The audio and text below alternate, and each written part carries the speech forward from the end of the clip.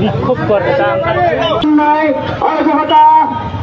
অবৈধভাবে যে কথাবার্তা বলা হচ্ছে তার প্রতিবাদে আজকে রংপুর জেলা শ্রমিক দল কর্তৃক আয়োজিত বিক্ষোভ সমাবেশ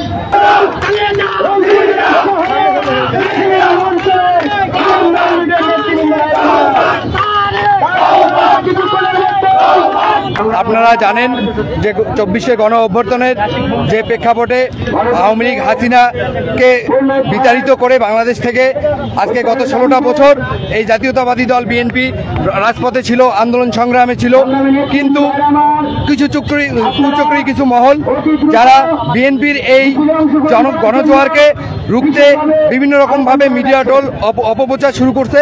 আমাদের শীর্ষস্থানীয় বিএনপির নেতৃবৃন্দকে নিয়ে বিভিন্ন রকম প্রোপাগান্ডা, বেফাস কথাবার্তা, বিভিন্ন রকম মন্তব্য করাতে আমাদের কেন্দ্র ঘোষিত জাতীয়তাবাদী শ্রমিক দলের পক্ষ থেকে সারা বাংলাদেশব্যাপী প্রতিটা জেলায় আজকে এই বিক্ষোভ সমাবেশের আয়োজন করা হয়েছে। এই বিক্ষোভ প্রতিবাদ সভা সফল করার জন্যই আজকে আমরা রংপুর জেলা শ্রমিক দল রংপুরের রাজপথে আছি। আমার নাম মোহাম্মদ শামীম মিয়া, রংপুর জেলা সদস্য সচিব আমি শ্রমিক দলের।